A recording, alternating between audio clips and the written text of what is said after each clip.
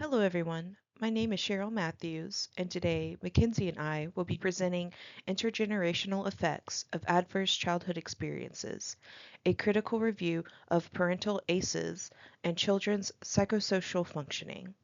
For this critical review, we selected a 2026 study by Kuha and colleagues who examined whether maternal and paternal adverse childhood experiences are associated with psychosocial functioning among school-age children. This topic is highly relevant to maternal and child health since it explores how childhood adversity may influence health and well-being across generations.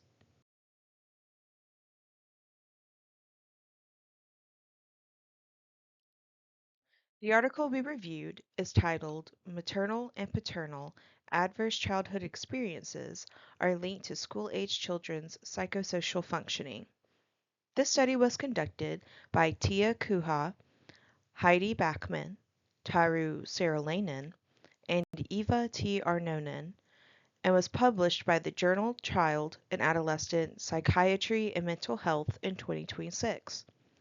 The authors conducted a cross-sectional study involving parents of school-aged children between the ages of 7 and 13. We selected this article because it addresses both maternal and child health, incorporating the life course perspective and examining the intergenerational effects of adversity. One strength of this article is that it includes both maternal and paternal experiences, which are often underrepresented in adverse childhood experiences research.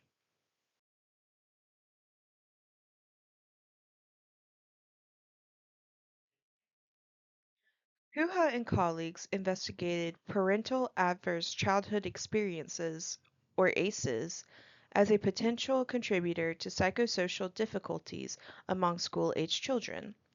The authors describe ACEs as potentially traumatic experiences that occur during childhood, including abuse, neglect, and household dysfunction. Previous research has demonstrated that ACEs are associated with poor physical and mental health outcomes across the lifespan.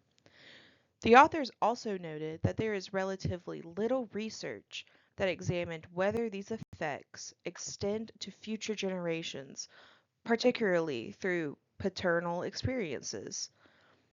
Therefore, the health problem investigated in this study was whether parental adversity contributes to emotional and behavioral difficulties among children.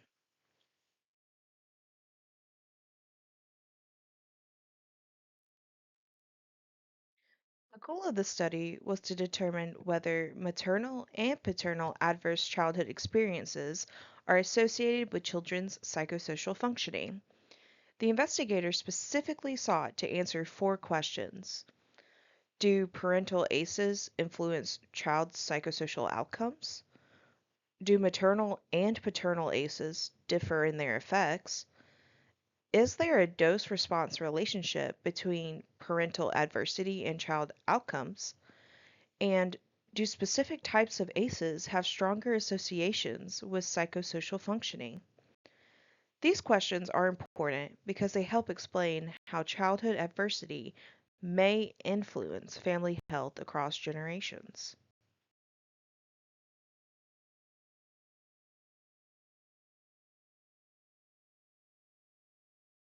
The study included 733 Finnish parent-child dyads.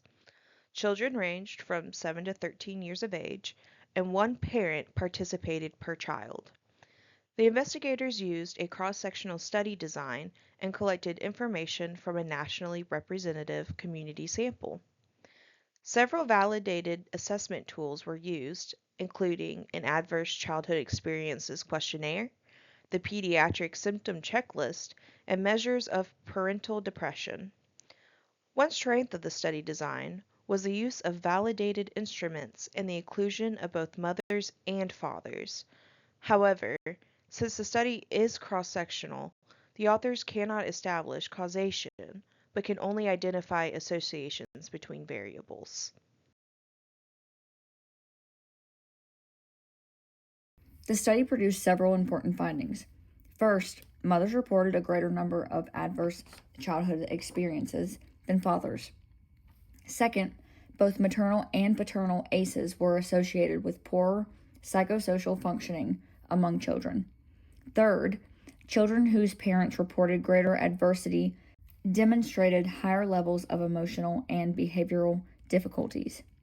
Finally, parental experiences involving abuse and neglect appeared to have stronger effects than household dysfunction. One important contribution of this study is the inclusion of paternal ACEs, which have historically received less attention in the literature.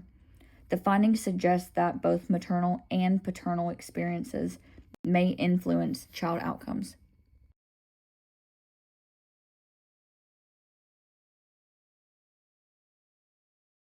One of the most significant findings reported by the authors was the presence of a dose-response relationship. As parental ACE scores increased, children demonstrated greater psychosocial difficulties.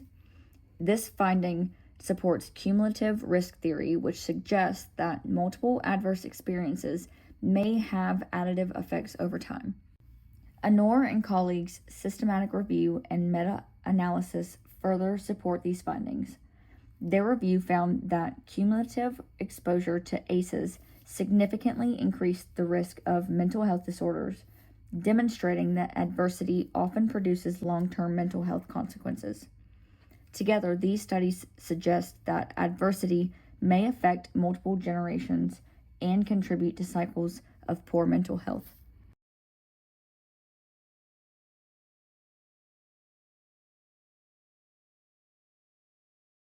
The findings have several implications for child health, maternal and child health programs, and public policy. From a child health perspective, parental ACEs may contribute to emotional and behavioral difficulties that persist into adolescence and adulthood. For maternal and child health programs, the findings support trauma-informed approaches, family-centered interventions, and expanded behavioral health services. The inclusion of fathers is especially important because paternal adversity was also associated with child outcomes. From a policy perspective, the author's findings support early intervention programs, ACE screening initiatives, and increased access to family-centered mental health services. The study suggests that improving parental well-being may ultimately improve child health outcomes.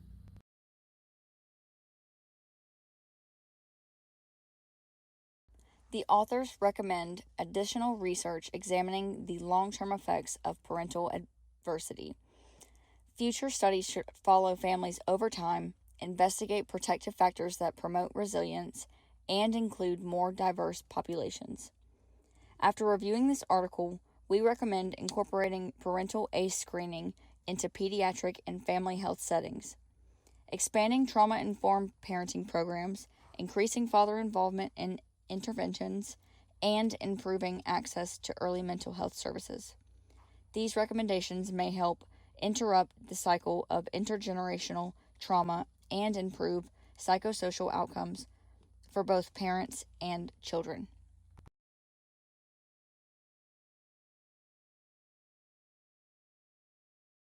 One of the most important lessons we learned from this article is that adverse childhood experiences may affect not only individuals who experience them, but also future generations. This article reinforced the life course perspective that serves as a foundation of maternal and child health. The findings suggest that family experiences, parental trauma, and social environments all contribute to child well-being. One strength of the article is its inclusion of both mothers and fathers. One limitation is its cross-sectional design and limited generalizability outside of Finland. As future public health professionals, we believe these findings support greater emphasis on trauma-informed and family-centered care. This article also raises an important question for maternal and child health practice. Should maternal and child health programs routinely assess parental childhood experiences as part of pediatric and family health services?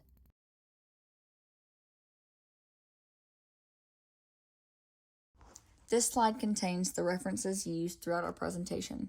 Thank you for your time and attention as we explored the intergenerational effects of adverse childhood experiences and their impact on children's psychosocial functioning. We hope this presentation has highlighted the importance of early intervention, trauma-informed care, and family-centered approaches within maternal and child health. Thank you.